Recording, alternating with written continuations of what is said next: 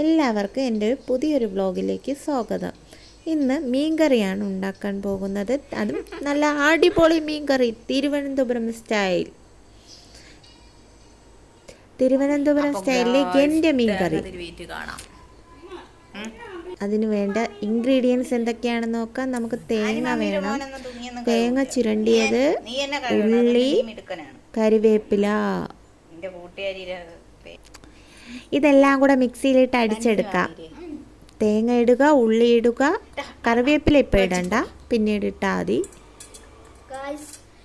ഇത് ഉള്ളി, മുളക് പൊടി, മല്ലിപ്പൊടി, മഞ്ഞപ്പൊടി, ഉലുവ, ഇതെല്ലാം കൂടെ പേസ്റ്റ് രൂപത്തിൽ മിക്സിയിലിട്ട് അടിച്ചെടുക്കുക. ഇത് ഞാൻ എൻ്റേതായ രീതിക്ക് ഉണ്ടാക്കുന്നതാണ്. പലരും പല രീതിക്കാണല്ലോ മീൻകറി ഉണ്ടാക്കുന്നത്. ഇത് എൻ്റെ സ്റ്റൈൽ. കറിവേപ്പില ലാസ്റ്റ് ഇടാം. എന്തൊക്കെയോ ഞാൻ പറയുന്നുണ്ട്, എന്തിനാണ്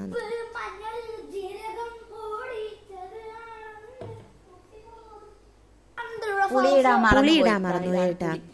പിന്നെ പുളിയും കൂടി ഇട്ട് അടിച്ചെടുക്കാം. പുളി അതിലേക്കിട്ട് മിക്സിയിലിട്ട് അടിച്ചെടുക്കാം. ഒരു ഗ്ലാസ് വെള്ളവും കൂടെ എടുക്കാം. അപ്പോൾ വെള്ളം വീത്തി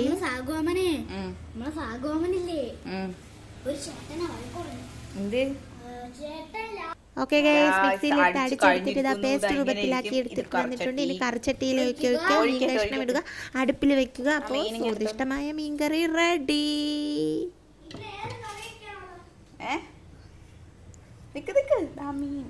മീൻ കഷ്ണം ഇടുക. മീൻ കഷ്ണം ഇട്ടിട്ട് പച്ചമുളകും തക്കാളി എല്ലാം കൂടെ ഇട്ട് ഇളക്കി അടുപ്പിലോട്ട് വെച്ചാൽ മതി. അപ്പം മീൻകറി റെഡി. അപ്പോൾ എൻ്റെ ചാനൽ ആദ്യമായിട്ട് കാണുന്നവരാണെങ്കിൽ ലൈക്ക് ചെയ്യുക, ഷെയർ ചെയ്യുക, സബ്സ്ക്രൈബ് ചെയ്യുക.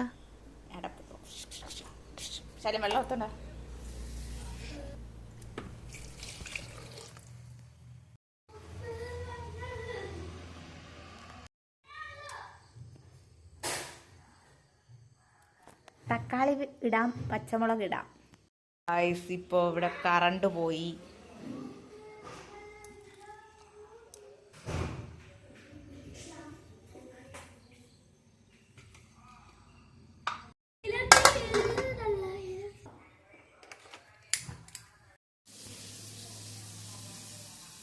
കറണ്ട് വന്നിരിക്കുന്നു. അങ്ങനെ കറണ്ട് വന്നു.